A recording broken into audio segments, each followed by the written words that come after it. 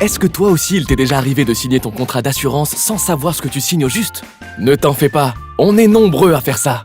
Aujourd'hui, on va t'expliquer la garantie tout risque. Ok, c'est là que, comme tout le monde, tu penses que tout risque veut dire que tu peux faire ce que tu veux avec ta voiture. De toutes les façons, tu es assuré, pas vrai? Faux.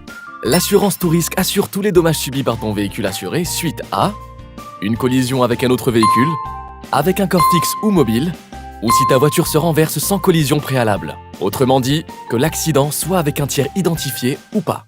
Bien entendu, les indemnités seront calculées selon la valeur de la voiture le jour de l'accident et de la franchise que tu as choisie le jour où tu as signé le contrat. Attends, c'est quoi la franchise?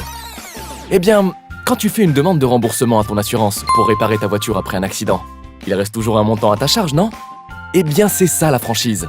Le plafond de la garantie tout risque est calculé sur la base de la valeur vénale, c'est-à-dire la valeur de la voiture le jour de l'accident, ou encore combien elle rapporterait si on devait la vendre ce jour-là.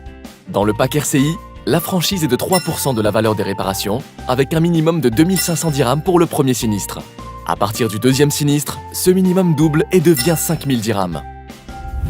Si la voiture est volée ou si elle prend feu, le dédommagement est également calculé sur la base de la valeur vénale, avec une franchise de 3%.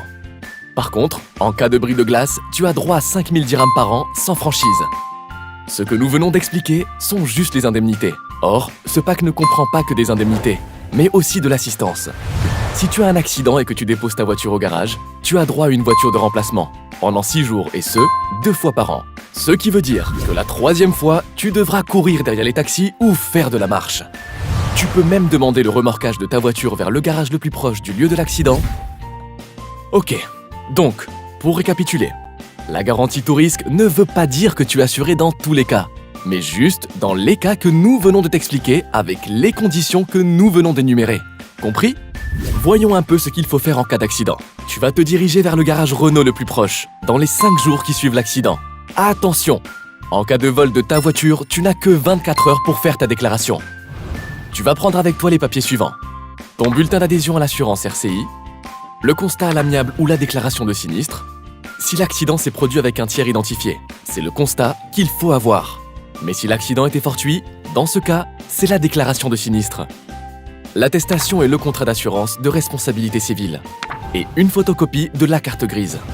Au garage, un conseiller s'occupera de constituer le dossier de déclaration de sinistre et de la gestion avec l'assureur et l'expert. Une fois ta voiture réparée, il va probablement te rester une franchise à payer. Tu te rappelles? On l'avait expliqué. Et aussi la vétusté.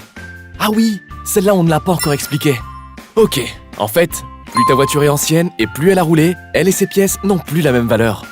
C'est ce qu'on appelle la vétusté. L'expert va donc en évaluer la valeur, qui est par la suite déduite de l'indemnité que l'assurance te paye. Voilà, maintenant que tu as tout compris, tu pourras dorénavant signer ton contrat d'assurance RCI l'esprit tranquille.